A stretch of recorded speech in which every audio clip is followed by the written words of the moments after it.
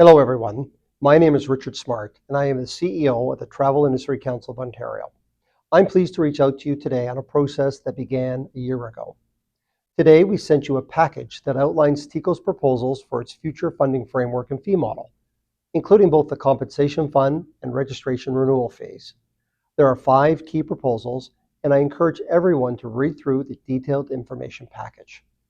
For the vast majority of Ontario travel agencies and tour operators, the overall difference in total fees will be modest. About 35% of businesses will see their total fees to TICO decrease, and the average aggregate rate of increase across the board is just under 4%, based on sales levels from before the pandemic. I feel that it's important at the onset to highlight that we are seeking input from registrants regarding if there is potential interest to voluntarily pass on and display registration renewal or compensation fund fees at the point of sale. TICO and our consultant, who we worked with as part of the review, considered different fee models and different approaches from several different jurisdictions. This also included a close look at the Quebec model. We wanted to understand the pros and cons of Quebec's approach and whether it can be replicated here in Ontario. Here's what we found. Quebec's regulator oversees not only travel agencies, but also a number of other sectors. Their size and scope are considerably larger than TICO's, allowing greater operational flexibility and cost efficiencies. While Quebec's model seems simple on the surface, each consumer is obligated by law to pay a consumer protection fee. The operational side of this is a massive challenge. In Quebec, each registrant also remits security to the regulator between $25,000 and $225,000 that is held as long as the company is in business, plus an additional 3 years.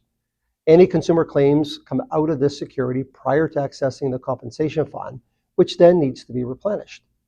During the pandemic, not only was Quebec's funds significantly depleted, but there were ongoing delays and challenges in processing consumer claims.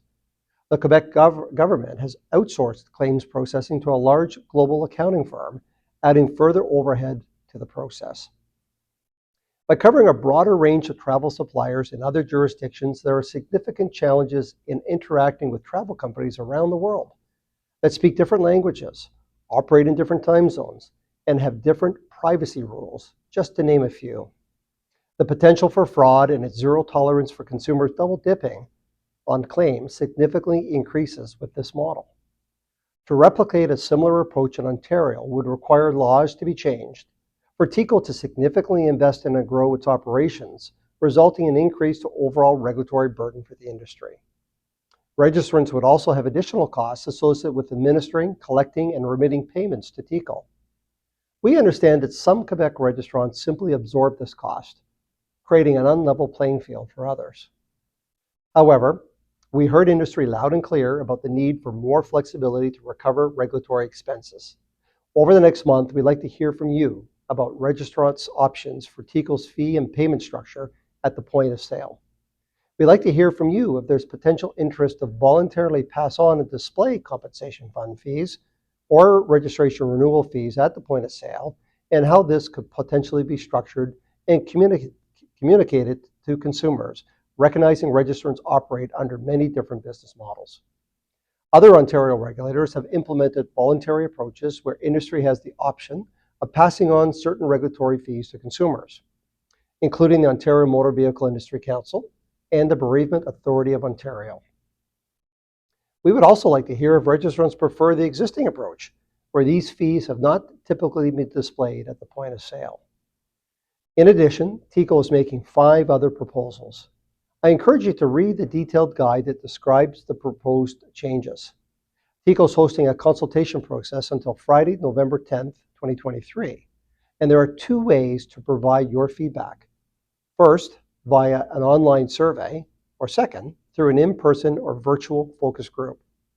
Details and links about both options were emailed to each registrant and are also available on TICO's website. I look forward to hearing from you during this consultation process. Thank you for your time.